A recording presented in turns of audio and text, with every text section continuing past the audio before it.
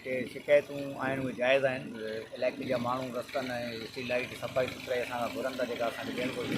ऐं माशाल्लाह असांजा जेके टाउन ऑफिसर आहिनि, नौजवान आहे, बहादुर आहे, असां ऐं हिक ॿिए सां गॾिजी टाउन सां काउंसलर सां गॾिजी कोशिशि कंदासीं। वार्ड नंबर 1 आहे अॼु असां अंदरि जो चुकाऊं ऐं ईअं ई अहिड़े ई तरीक़े सां जेके बि कंप्लेंट्स आहिनि, शिकायतूं आहिनि, सभिनी वार्ड जे मेंबरनि जूं इंशाल्लाह आहिस्ते आहिस्ते हुनखे घटाईंदा वेंदासीं। ऐं जीअं वार्ड नंबर 1 में हाजी गुलाम हुसैन कंदर जो ॻोठु अचे थो, बिंडी कंदर अचे थो, ताज मोहम्मद शेख जो ॻोठु अचे थो, वीरम ॻोठु अचे थो, सभिनी खे यकीन थियणु घुरिजे त काउंसलर बि पढ़ियलु लिखियलु आहे, टाउन ऑफिसर बि पढ़ियलु लिखियलु आहे, ऐं चेयरमैन त पूरे टाउन जो चेयरमैन आहे, पर पूरे इलाइक़े जे सभिनि खे सुञाणिया थो, मसइलनि खे बि ॻाल्हियुनि खे बि। त वीरम ॻोठु बि हलूं था असां, उते बि जेको उन्हनि खे शिकायतूं त असांखे नज़र अंदाज़ थो कयो वञे। माज़ीअ खे छॾे करे मुस्तक़बिल में इंशाल्लाह सभिनी ॻोठनि खे साईं जावेद अली शाह जो बि असांखे हुकुम आहे, साईं बचल शाह जो बि आहे, त तरजीह बुनियाद ते सभिनि सां बराबरी बुनियाद ते कमु कार्य थियणु घुरिजनि।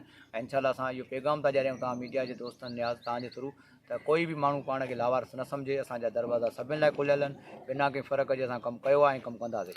वीरम ॻोठु बि हलूं था, उते मलेरिया जो जेको स्प्रे आहे उहो बि करायूं था। अहसान जेके रस्ते जा थिया आहिनि, त टाउन ऑफिसर अकबर साहिबु अहसान खे चयो आहे त तव्हां सुभाणे ई कमु स्टार्ट कयो, त जीअं माण्हुनि खे जेको अचण वञण में जेका तकलीफ़ आहे दूर करे सघो। अॼु जीअं तारीफ़ी इजलास हुयो, उते वियासीं, कुझु शिकायतूं असांजी कयूंसीं, साईं जे साईं जुमन शाह खे बि चयोसीं, टाउन ऑफिसर वग़ैरह बि हुया।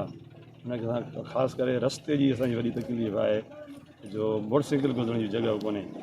पोइ साईं जन जी महिरबानी सां साईं जन चयो असां पाण विज़िट कयूं था, साईं जन खे विज़िट करायोसीं, जिते बिल्कुलु मोटरसाइकिल हलण जी जॻह कोन्हे, कार त परे रही, वरी मुश्किल सां हिते एक्सीडेंट थियण जो बि ख़तरो आहे।